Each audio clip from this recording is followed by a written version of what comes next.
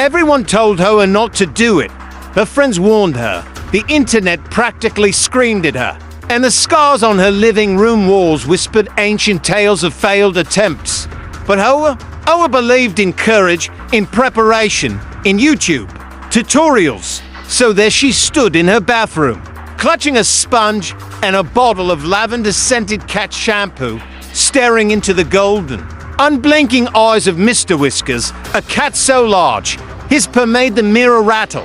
He was more panther than pet, stretched out across the hallway like a furry dragon guarding a dungeon entrance. His tail alone could knock over a bookshelf. And yet, Hoa thought, how hard can it be? She had a plan, gloves, check. Rubber apron, check. Tuna treats and calming music, triple check. She even lit a lavender candle because the internet said it might soothe feline anxiety. Mr. Whiskers sniffed it once, sneezed, and glared at her like she had personally offended his ancestors. Still, Hoa smiled. She had optimism, foolish, radiant optimism. Slowly, she filled the tub with warm water, watching the steam rise like the beginning of a witch's brew. The moment the faucet gurgled, Mr. Whiskers' ears twitched. A low growl built in his throat, not angry, not even annoyed, just warning. A sound that said, if you value your life, drop the sponge and walk away. Hoa approached carefully, cooing sweet nothings. It's just a little bath, buddy. You'll feel fresh, fabulous, like a feline model. The cat didn't blink. As soon as the first droplet touched his paw, it happened. A blur of fur and fury exploded into the room. Mr. Whiskers shot straight into the air, twisted mid-flight, and launched himself across the counter, knocking down everything in sight. The shampoo bottle flew like a missile. The shower curtain was shredded in seconds. Hoa, now wide-eyed and soaked, dove behind the toilet, clutching a sponge like a warrior clinging to a sword. The bathroom became a war zone. Soap on the ceiling, towels in the sink. One slipper disappeared forever. Mr. Whiskers moved like a shadow. Here 1 second, gone the next. Hoa tried reasoning with him, pleading, even offering a treaty in the form of chicken jerky.